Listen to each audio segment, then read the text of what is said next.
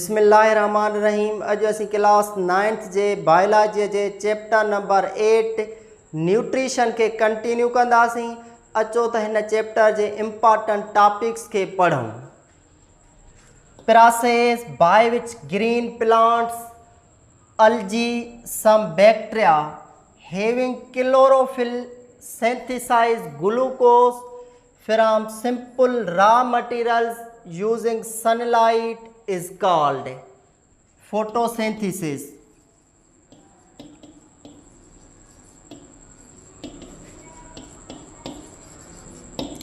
तव्हां असांखे जनरली ख़बर आहे त फोटोसिंथेसिस रोशनाई तरकीब हिकु अहिड़ी प्रोसेस आहे जंहिं ज़रिए प्लांट्स जेके हूंदा आहिनि उहे पंहिंजो खाधो पाण तयारु कंदा आहिनि। न सिर्फ़ु ॿूटा पर कुझु ॿिया बि जानदार आहिनि जिन में क्लोरोफिल मौजूदु हूंदो आहे ऐं उन्हनि में फोटोसिंथेसिस वारी प्रोसेस थींदी आहे ऐं उहे जानदार पंहिंजो खाधो पाण तयारु कंदा आहिनि। उन्हनि जानदारनि में शामिल आहिनि अलजी, सम बैक्टीरिया, कुझु बैक्टीरिया जिन बैक्टीरिया में क्लोरोफिल मौजूदु हूंदो आहे। त अहिड़ी प्रोसेस खे चयो वेंदो आहे फोटोसिंथेसिस। यानी कि फोटोसिंथेसिस न सिर्फ़ु ॿूटनि में थींदी आहे पर ॿूटनि सां गॾोगॾु कुझु ॿियनि जानदारनि में बि थींदी आहे। कहिड़नि ॿियनि जानदारनि में थींदी आहे? अहिड़ा जानदार जिन जे सेल्स में क्लोरोफिल मौजूदु हूंदो आहे। मिसाल जे तौरु अलजी थी वई ऐं कुझु बैक्टीरिया थी विया chlorophyll containing bacteria. Organisms which live on or inside other living organisms and obtain their food from them are called। अहिड़ा जानदार जेकी ॿियनि जानदारनि ते या ॿियनि जानदारनि में रहनि ऐं उन्हनि जानदारनि मां पंहिंजो खाधो हासिलु कनि ऐं उन्हनि जानदारनि खे नुक़सानु ॾियनि ऐं उन्हनि जानदारनि खे कंहिं बि क़िस्म जो फ़ाइदो न ॾियनि, फाइनली उन्हनि जानदारनि जे मौत जो बि सबबु बणिजनि, त अहिड़नि जानदारनि खे छा चयो वेंदो आहे? अहिड़नि जानदारनि खे चयो वेंदो आहे parasites. Parasites are those organisms which live on or inside other organisms and obtain their food from them। Parasites जा कुछ एग्जाम्पल्स असीं हिते पढ़ंदासीं।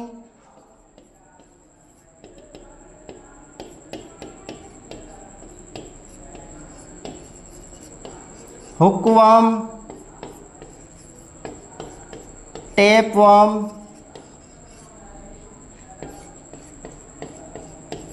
लीच, कसकटा। पैरासाइट्स के असीं सिंधीअ में चवंदा आहियूं मुफ़्तख़ोर।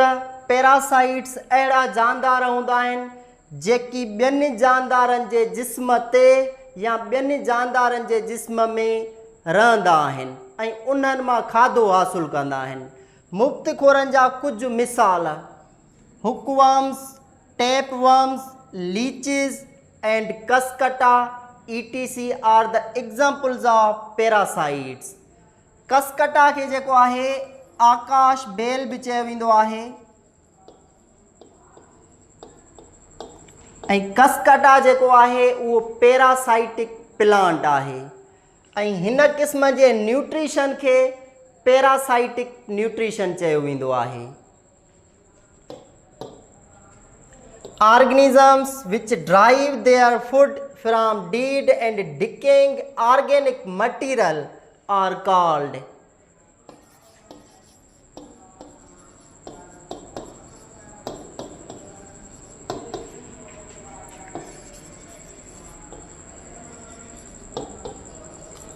अहिड़ा जानदार जेकी पंहिंजो खाधो मुअल ऐं ॻरियल सड़ियल मवाद मां हासिलु कंदा आहिनि, त अहिड़नि जानदारनि खे चयो वेंदो आहे सेप्रोट्रॉफिक ऑर्गेनिजम्स या सेप्रोट्रॉप्स।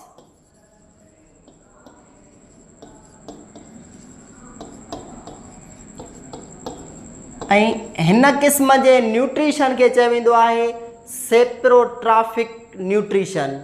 सेप्रोट्राफ्स या सेप्रोट्राफिक ऑर्गेनिजम्स अहिड़ा ऑर्गेनिजम्स हूंदा आहिनि जेकी पंहिंजो खाधो हासिलु कंदा आहिनि मुअल ऐं ॻरियल सड़ियल जिस्मनि मां। सेप्रोट्राफिक ऑर्गेनिजम्स जा मिसाल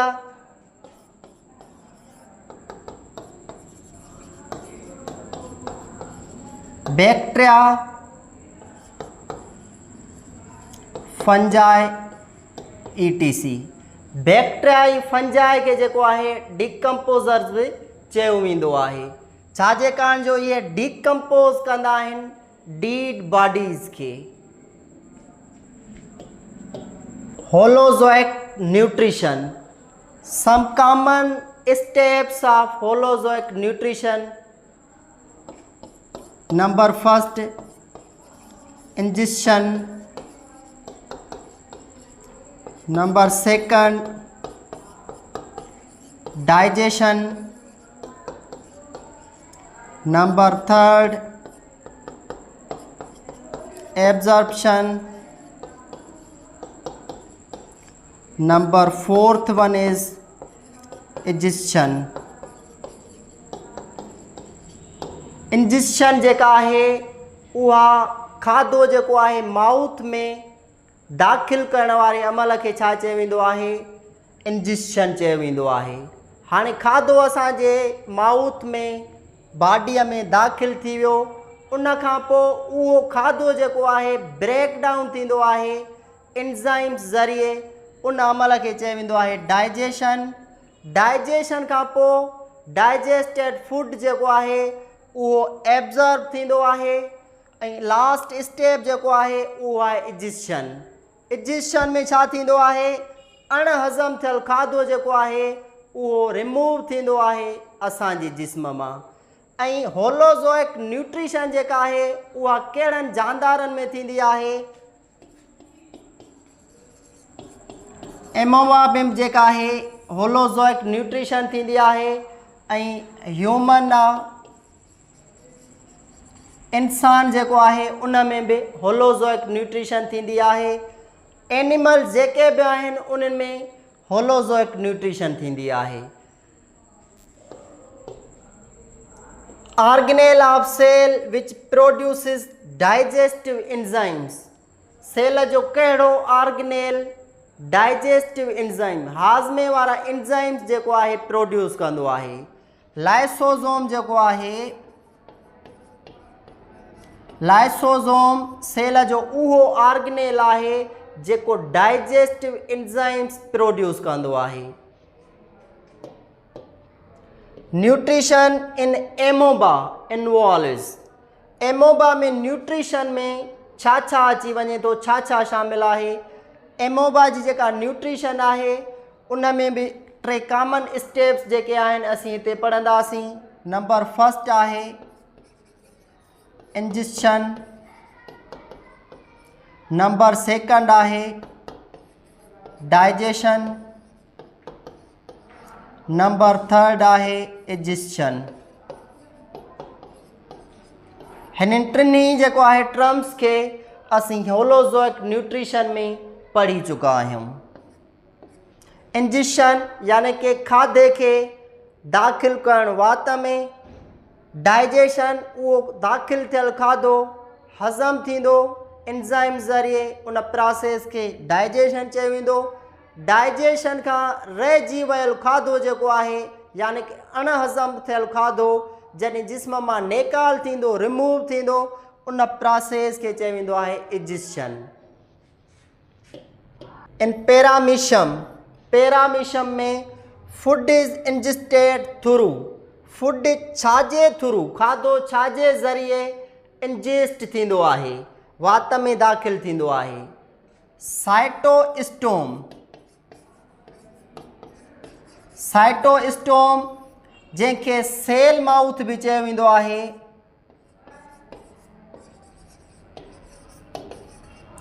साइटोस्टोम ज़रिए पैरामीशियम में फूड जेको आहे इंजेस्ट थींदो आहे।